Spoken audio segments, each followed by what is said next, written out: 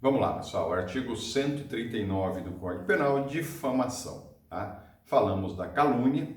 A calúnia é o mais fácil de todos, né? Ficou tranquilo quanto à calúnia. A calúnia é a atribuição de forma falsa, atribuir falsamente fato definido como crime a uma pessoa ou um grupo de pessoa determinada. Portanto, calúnia bem fácil, bem tranquilo quanto a isso, admite a exceção da verdade, etc.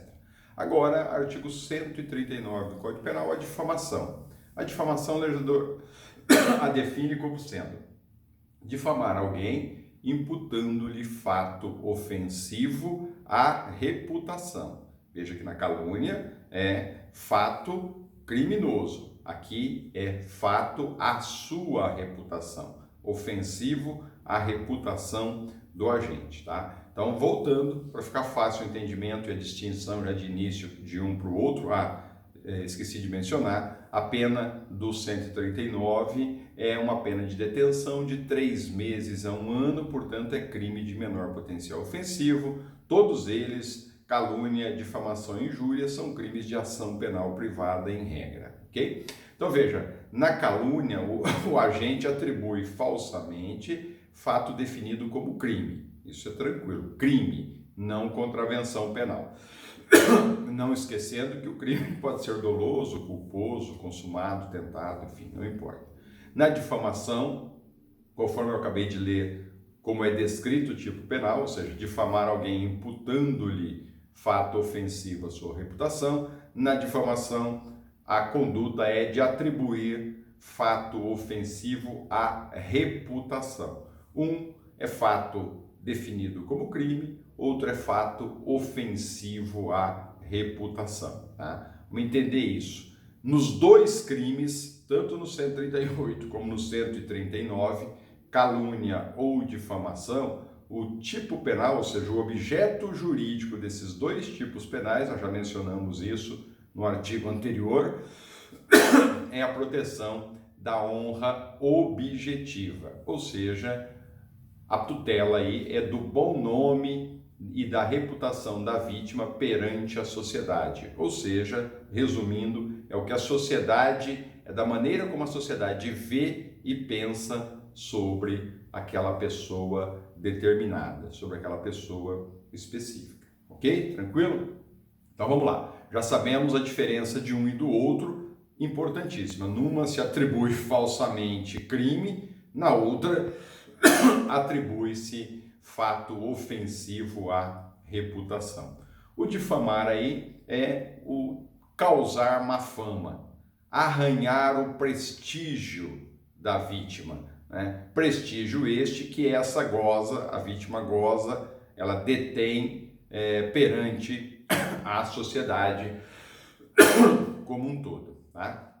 Então veja, na difamação, o agente, o sujeito ativo, deve obrigatoriamente atribuir à vítima um fato determinado, como ocorria também, ou como ocorre também lá no artigo 138. Esse fato determinado nada mais é do que um fato concreto, tá? Que aos olhos de outras pessoas, né, de um terceiro, é algo negativo.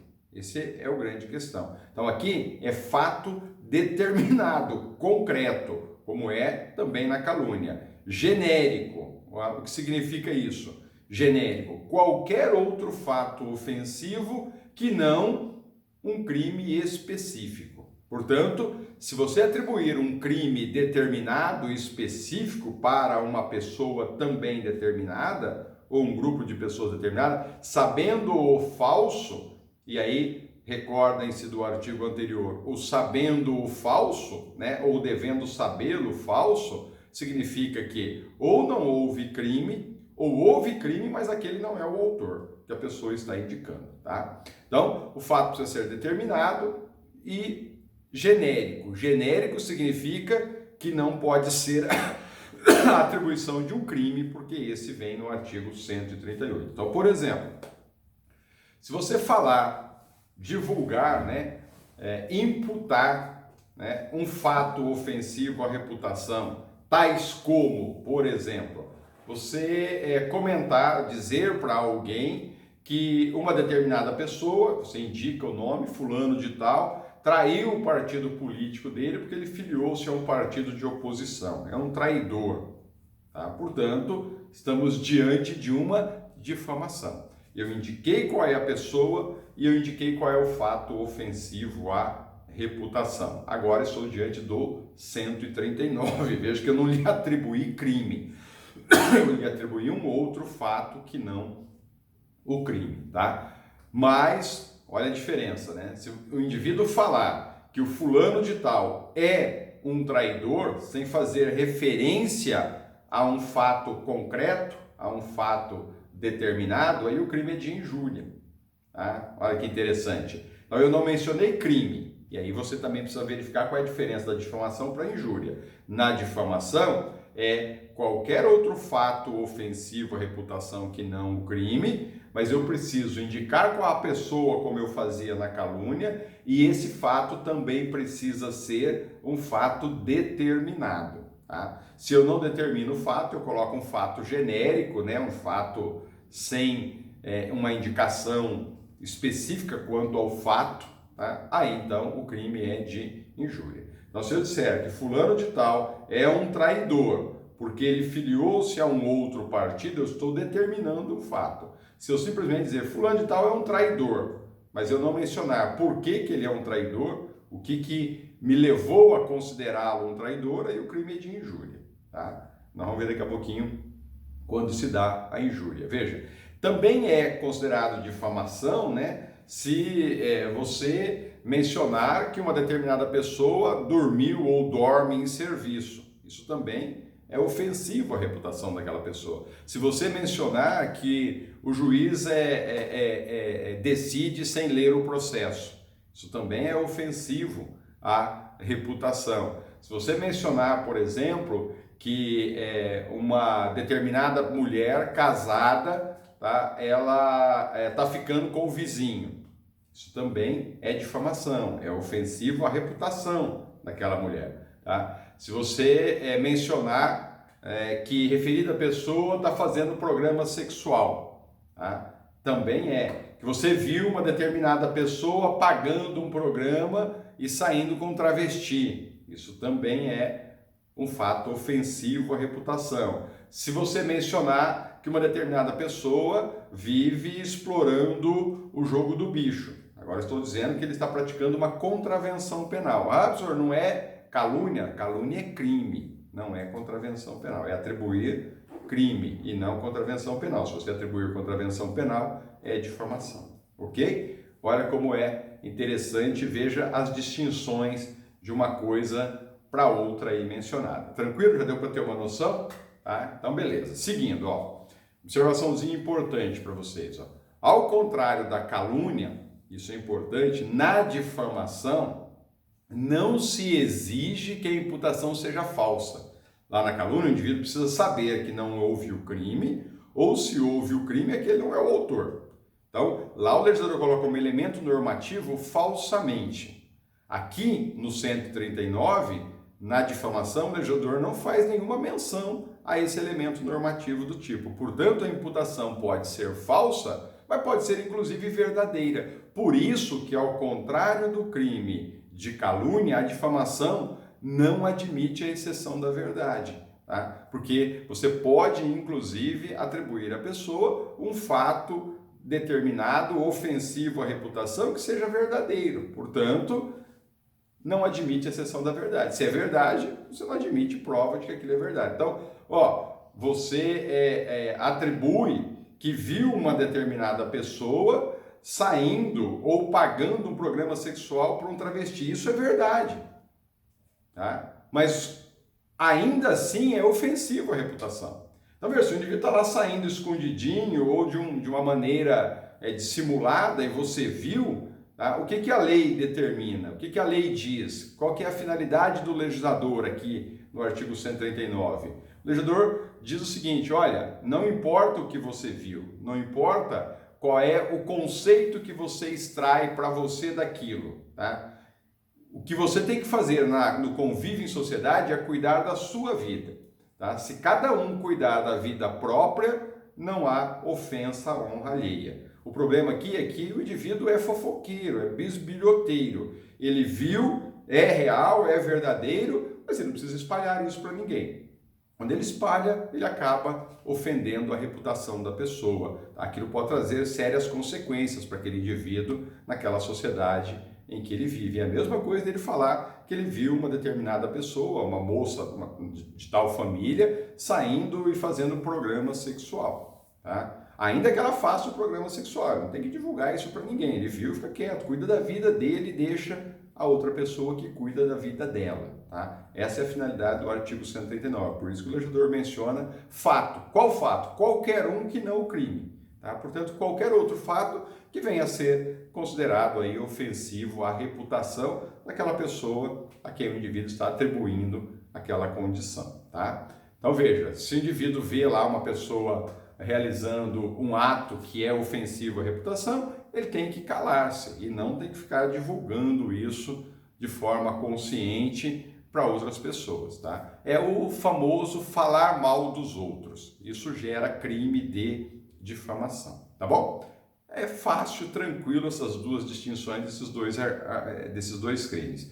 Veja, o artigo 139 do Código Penal, eu disse agora há pouco que ele não admite exceção da verdade, ele não admite. Dá uma ledinha no 139, parágrafo único. O legislador diz assim, ó, a exceção da verdade somente é admitida se o ofendido é funcionário público e a ofensa é relativa ao exercício de suas funções. Então veja que o legislador deixa claro, a exceção da verdade só é cabível,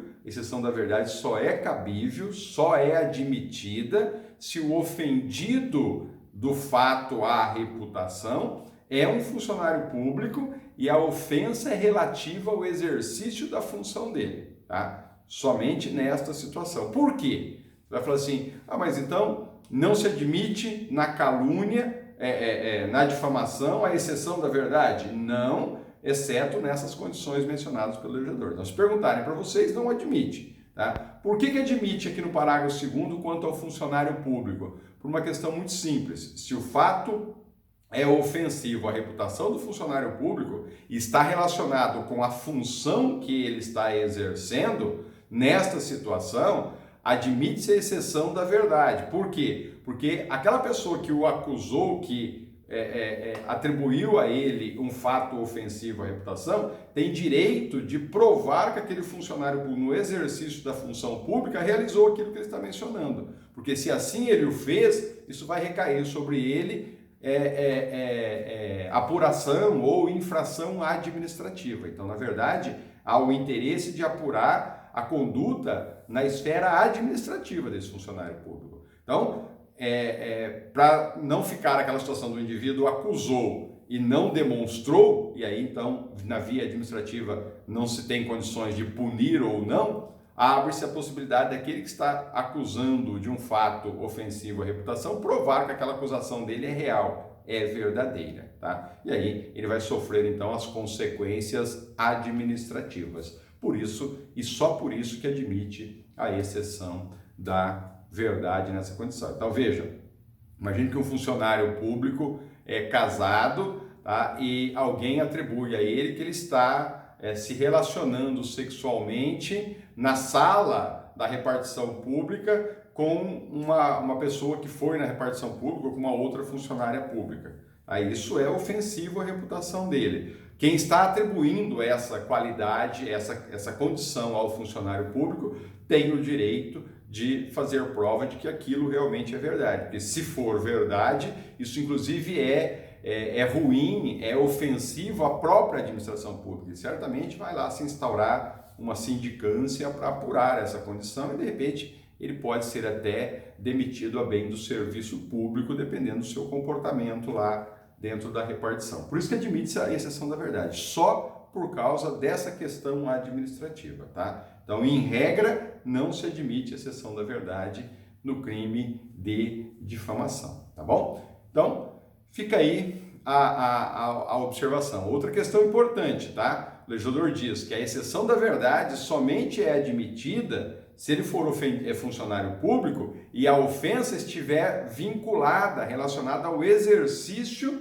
da função, tá? Se ele for funcionário público, mas o fato ofensivo à reputação não está vinculado ao exercício da função dele, não cabe a exceção da verdade, tá? Portanto, precisa estar devidamente vinculado ao exercício da função dele. Alguns doutrinadores discordam, tem algumas divergências aí, mas o que predomina, na verdade, são essas situações, ok? Então veja, de novo, para a gente fazer o quadro comparativo aí de forma bem rápida. Na calúnia, o fato deve ser crime, criminoso. Na difamação, o fato deve ser desonroso, mas nunca criminoso, tá bom? Essa é a primeira distinção. Segunda, na calúnia, a imputação tem que ser falsa. Precisa ficar demonstrado que ela é falsa, naquela situação que eu mencionei. Na difamação, a imputação não precisa ser falsa. Pode ser falsa e pode ser verdadeira, tá bom? Outra distinção no quadro comparativo aí, tá? Na calúnia, admite-se a exceção da verdade. Na difamação, em regra, ela não é admitido. Excepcionalmente é possível quando tratar-se de funcionário público e o fato ofensivo à reputação do funcionário público estiver vinculado ao exercício da função pública dele, ok? Tranquilo? Fácil, já dá para distinguir uma coisa da outra até aqui tranquilamente. Qual é o elemento subjetivo do 139 do Código Penal?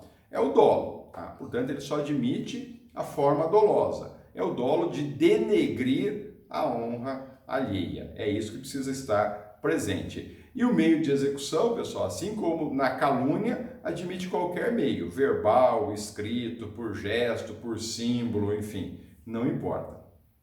O sujeito ativo aqui, assim como o sujeito passivo é qualquer pessoa, portanto, nós não estamos diante de um crime próprio ou de mão própria, é crime comum, tá? O sujeito ativo é qualquer pessoa, não preciso nem falar isso, né, que nós já repetimos anteriormente, exceto aqueles que gozam de imunidade, tá? Como, por exemplo, os deputados, os senadores, os vereadores, levando em consideração que os vereadores só durante o exercício da vereança e no desempenho dela, portanto, enquanto ele está lá na reunião, na Câmara dos Vereadores, e ainda assim, por uma questão muito limitada, que vocês já viram isso lá na Constituição Federal. Então, deputados, senadores, vereadores, desde que não se trata de ofensa gratuita, tá bom? Tranquilo, nós já mencionamos isso. Pessoal, também sujeito ativo, tá? Há exceção, e vocês precisam ficar atentos aos advogados, tá? Quando no exercício da profissão, se houver atribuição no exercício da profissão de um fato ofensivo à reputação da outra parte em prol da defesa que ele está realizando para o seu cliente, o estatuto lá da OAB, Lei 8.906 de 94, lá no seu artigo 7º, ele estabelece que o advogado não responde pelo crime de difamação nessa condição, tá? Mas só nesta condição. Isso se estende também ao promotor de justiça, aos juízes, tá? Portanto, aqueles que a própria lei orgânica ou os estatutos determinam uma exceção, é lei especial, prevalece a lei especial em relação ao Código Penal, que é geral, ok? Observaçãozinha, fiquem atentos a isso. Sujeito passivo, qualquer pessoa, inclusive os desonrados. Você fala, bom, mas se já é desonrado, né? É exatamente por causa disso. Tá? Nada impede tanto da calúnia como da difamação desonrar ainda mais, tá? E alguns dizem, por muito que a pessoa seja desonrada, sempre lhe resta um pouco de honra. Portanto, esta é a possibilidade. Logo, sendo a pessoa desonrada, é possível a prática do crime, porque aí ele vai ficar mais desonrado do que ele já está. E é óbvio que recai o crime da mesma forma. Assim como também é possível figurar como sujeito passivo o menor de idade ou o doente mental. Não muda, absolutamente nada quanto a isso. Veja, um exemplo aí para vocês terem só uma noção quanto ao menor de idade. Imagine que alguém entra no banheiro de uma escola pública ou particular, não importa, tá? Entra no banheiro de uma escola, sai lá de dentro do banheiro dizendo: olha, eu vi o fulano e o Beltrano fazendo troca-troca no banheiro. Ela não está atribuindo o crime, entretanto o fato é ofensivo à reputação daqueles dois meninos. Ele vai espalhar na escola que certamente eles terão até que pedir transferência daquela escola. Isso vai causar um trauma psicológico nesses meninos imenso. Portanto, os menores de idade podem sim ser vítima de difamação. É óbvio que se for lá de 2 meses, 3 meses, 5 meses, 1 ano de vida, não há a menor possibilidade disso se concretizar na prática. Mas dependendo aí da idade, ainda sendo menor, é perfeitamente possível sim ocorrer a difamação. Nada impede que isso ocorra. Em relação à pessoa jurídica, há algumas divergências, né, da pessoa jurídica figurar como sujeito passivo. Tem 2 correntes doutrinárias aí a respeito dessa situação. Então, se você pegar lá e dar uma lidinha no Damásio, no César Roberto Bittencourt e tantos outros aí que seguem a linha deles, eles defendem que a pessoa jurídica ela possui reputação a zelar. Tá? E se possui reputação a zelar, se possui um nome a zelar, elas podem, sem dúvida nenhuma, figurar como sujeito passivo. Tá? Se houver um fato ofensivo à reputação da pessoa jurídica de uma determinada empresa, e acho que realmente isso é possível, né? Se você começa a denegrir a imagem de uma determinada empresa, ela pode, de repente, entrar aí numa crise financeira imensa, não ter os seus produtos comercializados e etc. Então é possível, entende alguns doutrinadores que é possível, tá? Eu acho também que é possível. E o STF, ele vem decidindo nesse sentido, tá? O STF segue essa linha de que a pessoa jurídica é passível, sim, de crime de difamação. Já os mais tradicionais, né, os mais antigos, né, os clássicos, como Nelson Hungria, Magalhães Noronha, eles recusam essa possibilidade da pessoa jurídica figurar como sujeito passivo, como vítima do crime de difamação, e o argumento que eles utilizam quanto a isso é que a difamação está inserida no título 1 do Código Penal, que trata lá dos crimes contra a pessoa. E quando fala pessoa, é pessoa natural, pessoa civil e não pessoa jurídica. Tá? Mas se você for verificar, daqui a pouquinho nós vamos avançar mais um pouquinho, vocês vão verificar que há alguns crimes inseridos no título 1, tá? Que a pessoa jurídica figura como vítima e ela está dentro do título 1 dos crimes contra a pessoa. O STJ segue mais ou menos essa linha aí de Nelson Hungria, tá? E o que prevalece, o que vem prevalecendo na doutrina hoje, dentro dessas 2 correntes, é a do Damásio, do Bittencourt, a do STF, que a pessoa jurídica pode sim figurar como sujeito passivo do crime de difamação, tá bom?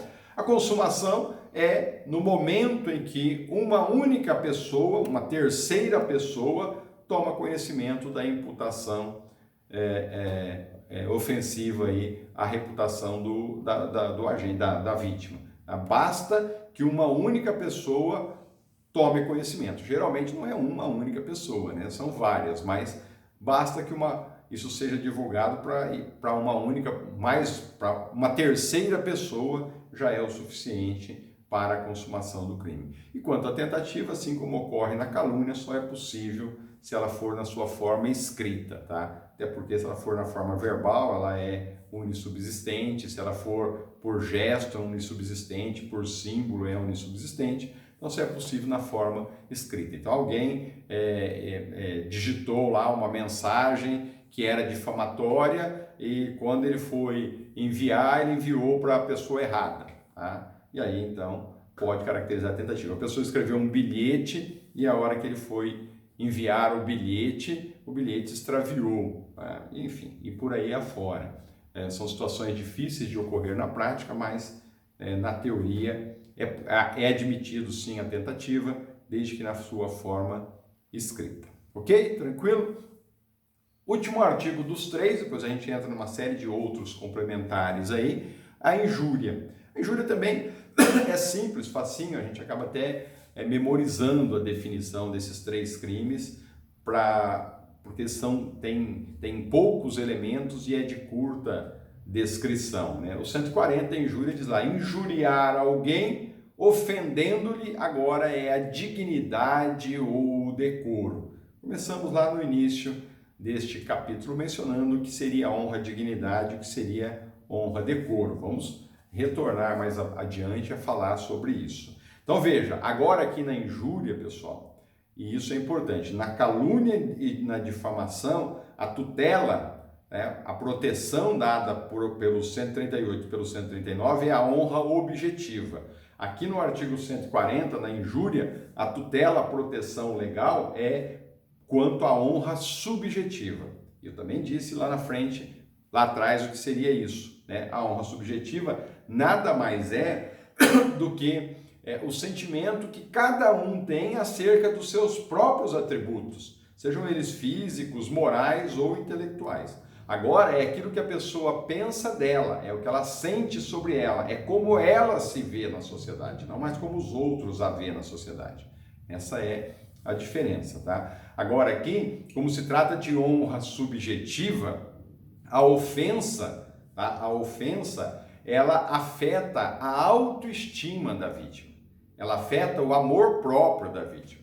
É aquele sentimento lá no fundinho do coração que dói, tá? Por isso, honra subjetiva, tá? Então veja, nesse crime, agora do artigo 140, ao contrário dos anteriores, tá? 138 e 139, não se atribui mais fato determinado ao ofendido, mas sim agora atribui-se ao ofendido, à vítima, uma qualidade negativa.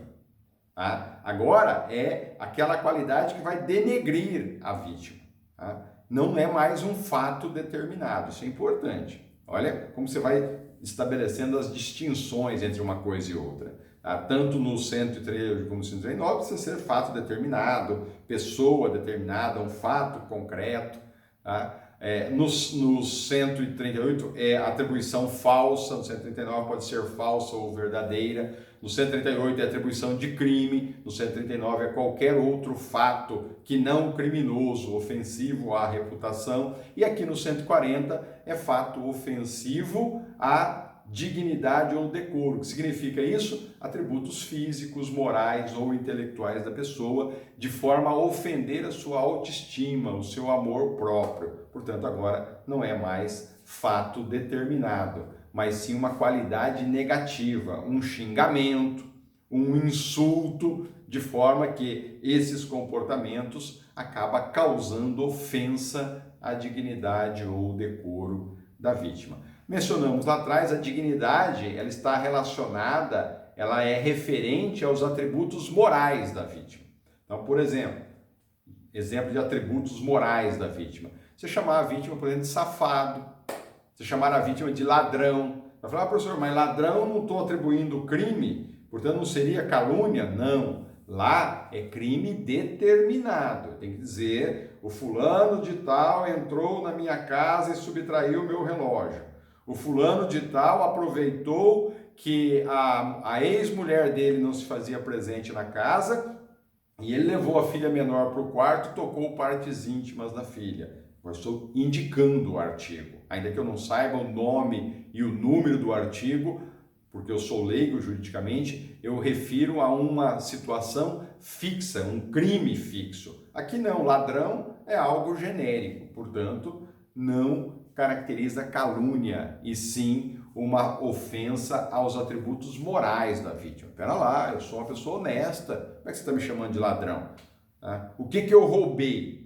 Aí você não sabe se é roubo, se é furto, se é estelionato, se é corrupção, você não sabe o que é o cara ser ladrão.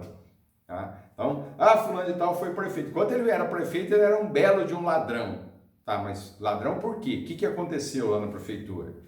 O crime foi de improbidade administrativa, o crime foi de corrupção passiva, o crime foi de peculato, foi de furto, foi genérico. Tá? E aí não cai lá no artigo 138. Logo, ofende a honra daquela pessoa, ofende a dignidade. são os atributos morais dela. Então, chamar a pessoa de safado, chamar a pessoa de ladrão, chamar a pessoa de velhaco, de vagabundo, de golpista, de estelionatário, de pedófilo, chamar a pessoa de piranha, de prostituta, de viado, de corno, enfim, uma quantidade imensa de indicações ofensivas, pejorativas, que atribui qualidade negativa à vítima. Todas essas atribuições estão relacionadas à moral da pessoa, portanto, atinge a dignidade daquela pessoa. Tá? Quando que vai atingir o decoro? O que está relacionado ao decoro? Decoro, o nome,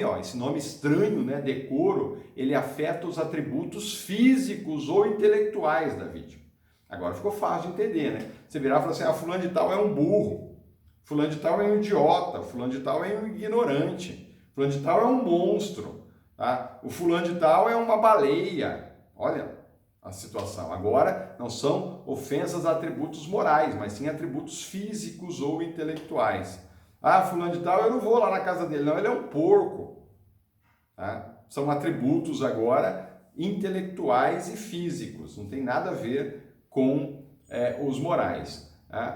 Você sai pra lá, eu nunca quis namorar com você, você é um canhão.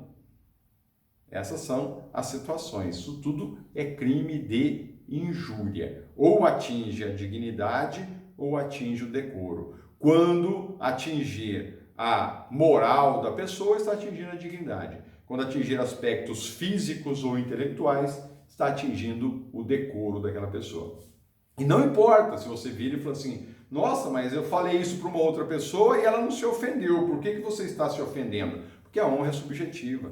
Talvez você indique um palavrão para uma pessoa e ela não se ofende, talvez você indique esse mesmo palavrão para uma outra pessoa e ela se ofende. É o que cada um pensa a seu respeito. Por isso que a honra subjetiva e não objetiva. E olha, é importante, tá? Para vocês aí que daqui a pouquinho, de repente, estão aí advogando ou vão prestar um concurso público, tá? Se forem advogar, na queixa, porque a ação é penal privada, na queixa-crime, as expressões ofensivas têm que ser mencionadas na inicial, sob pena de o juiz não a receber, considerando-a inepta, tá? Então, por que tem que indicar? Porque, como é a honra subjetiva, é o juiz que vai ter que fazer uma análise disso, conhecer qual é a ofensa, em que circunstância ela ocorreu, para decidir se ele recebe ou não a peça acusatória. Ainda que seja um termo, uma palavra de baixo calão, você precisa indicá-la, bota ela lá entre aspas, ou negrita, sublinha, e etc. Mas falou que fulano de tal é um viado, é um corno, tem que indicar lá. Disse que fulano de tal é um viado, é um corno, abre aspas. Disse que a fulana de tal é uma biscate, é uma prostituta, que ela é uma gorda, que ela é uma horrorosa, que ela é uma feia, que ela... Você tem que botar entre aspas e indicar esses termos na inicial para que o juiz possa conhecer. Não adianta só você dizer fulano de tal ofendeu a dignidade proferindo palavras de baixo calão. Não, o juiz precisa saber quais são essas palavras de baixo calão, ok? Então veja, o tipo penal aí exige o dolo de ofender. Tá? Por quê? Se o dolo tem que ser voltado para a ofensa. Se for uma brincadeira ou se for para disciplinar alguém, o fato é atípico. Tá? Muito comum, às vezes, a pessoa usar esses termos como sendo um termo num momento lá de colocação de uma brincadeira qualquer. Se não havia dolo de ofender, e sim de brincar com a pessoa, ou até mesmo de disciplinar a pessoa, de corrigir a pessoa, aí nessa situação, o fato é atípico.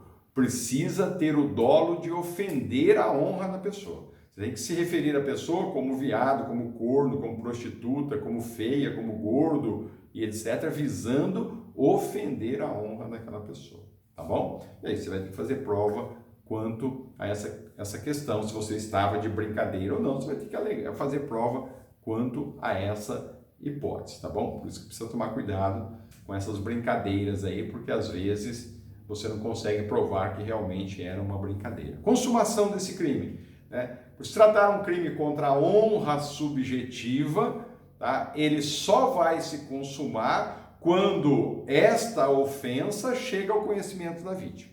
Tá? Se não chegar ao conhecimento da vítima, o fato não se dá na forma consumada. Tá? É diferente, tá, a injúria do desacato. Tá? Isso, a questãozinha que de vez em quando ela está aparecendo por aí. Qual a diferença de uma injúria para um desacato? Tá? Quando a vítima, por exemplo, é um funcionário público. Você pode dizer, a pessoa é funcionário público, cabe só desacato? Não cabe injúria?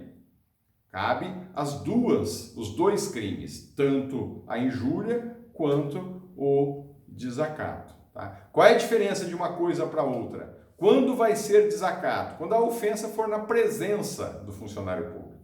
Tá? E a injúria? Quando não for na presença do funcionário público. Tá? Então, por exemplo, você vai ao fórum e chegando lá no fórum, no cartório criminal, o juiz está lá na sala de cima, no cartório aqui na parte térrea, você faz uma ofensa para o juiz, sem injúria.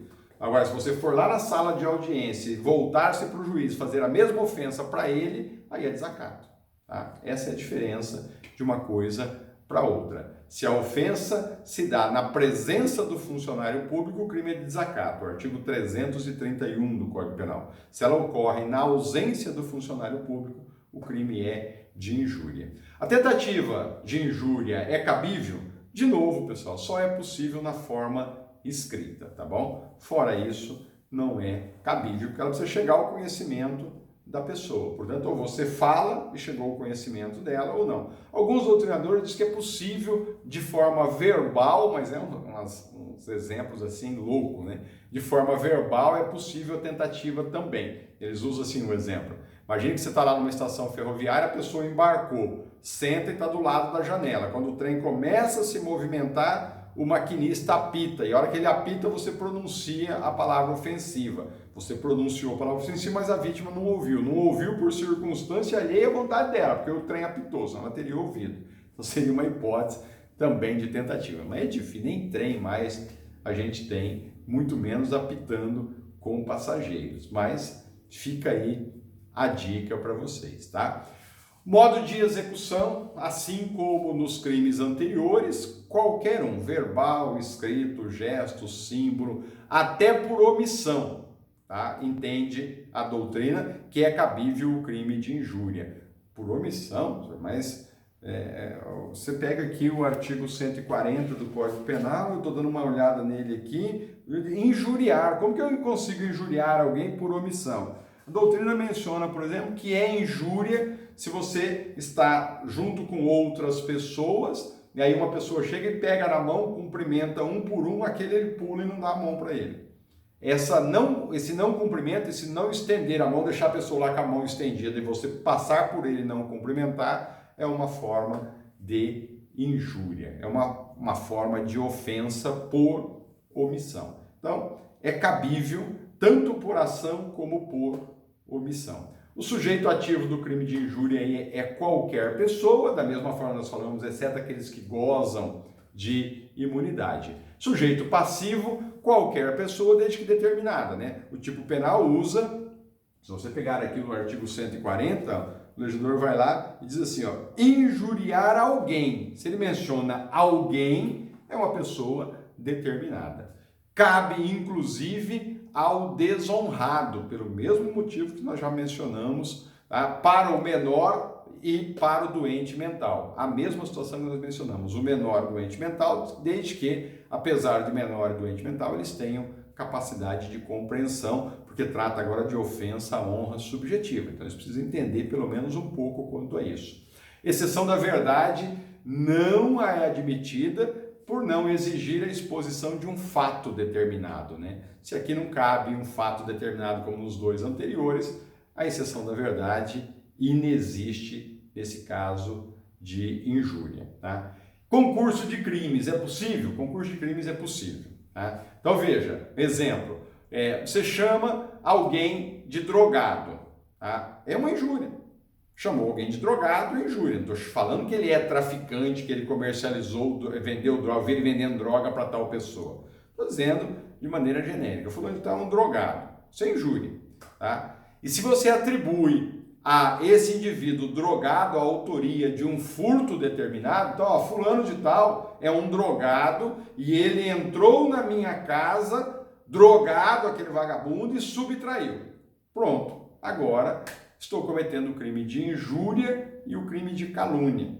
O que é importante na prática? O importante na prática é quando você for peticionar, quando você for fazer um requerimento, você descrever o fato característico de injúria, descrever o fato característico da calúnia e embaixo solicitar quais são os crimes existentes. Tá? O que não pode é você descrever uma injúria e pedir para apurar calúnia, injúria e difamação. Aí é o fim da picada.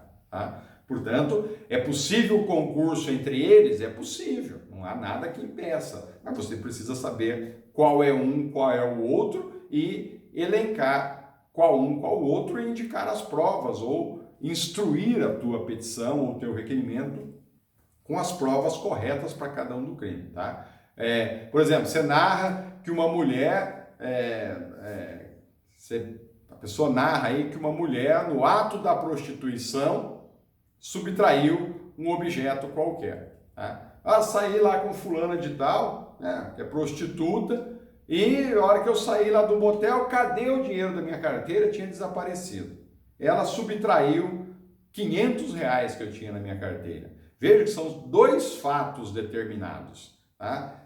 Ato de prostituição e crime de furto. Portanto, o indivíduo vai responder agora por uma calúnia e por uma difamação em concurso formal. Veja que nada impede. Então, assim, se eu tenho injúria, eu não tenho mais nenhum dos crimes. Eu posso ter, sim, calúnia e difamação, eu posso ter injúria e calúnia, nada impede, desde que eu consiga, no caso concreto, estabelecer cada uma dessas circunstâncias e fazer prova delas, tá bom? Avançando aí, para a gente finalizar esse 140, ele menciona lá no parágrafo 1º, o juiz pode deixar de aplicar a pena. O juiz pode deixar de aplicar a pena. Portanto, um perdão judicial. Veja que ele usou pode deixar de aplicar a pena. Quando?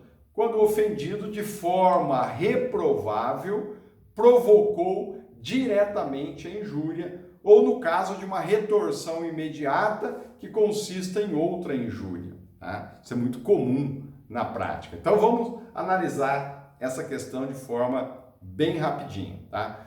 Provocação do ofendido. Veja, a vítima da ofensa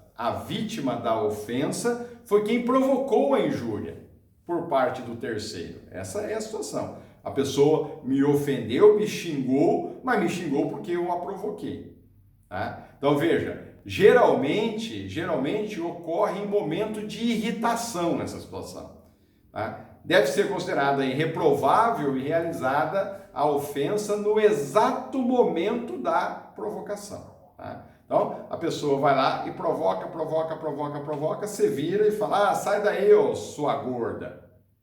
Tá? Mas você só disse isso porque a pessoa estava te provocando. Foi no exato momento da provocação, no momento de irritação que você retribuiu aquilo, mas de uma forma, às vezes, até maior do que a provocação que você estava sofrendo. Nessa situação, o juiz pode aplicar o perdão judicial. E uma outra situação também é o da retorção imediata. Tá? Retorção imediata é o revide, né? Ou seja, a pessoa ofende e a outra imediatamente, após ser ofendido, revida. Tá? Sua gorda, sai daí, ô seu viado.